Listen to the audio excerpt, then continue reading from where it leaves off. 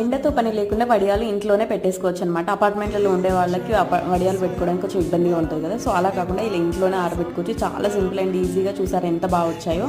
వీటికి బొంబాయి రవ్వతో చేశాను అనమాట. నేను 1 కప్పు బొంబాయి రవ్వకి 9 కప్పుల వాటర్ తీసుకోవాలి.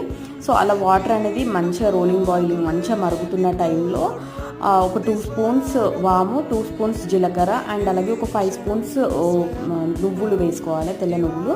అలాగే 1 కప్పుకి 1 టేబుల్ స్పూన్ సాల్ట్ అయితే పడుతుంది. మీ టేస్ట్కి తగ్గట్టు అడ్జస్ట్ చేసుకోండి, తక్కువ ఎక్కువ. ఆ తర్వాత ఆ వాటర్ మరుగుతున్న టైంలో రవ్వ వేసేసి మంచిగా కలుపుకోవాలి. ఒక 5 to 10 minutes మంచిగా మిక్స్ చేస్తూ ఉండాలి, లేదంటే ఉండలు కట్టేస్తుంది. సో ఇది ఒక 5 to 10 minutes తర్వాత స్టవ్ ఆఫ్ చేసుకొని గోరువెచ్చగా అయిన తర్వాత కవర్లో కానీ క్లాత్లో కానీ పెట్టుకోవచ్చు.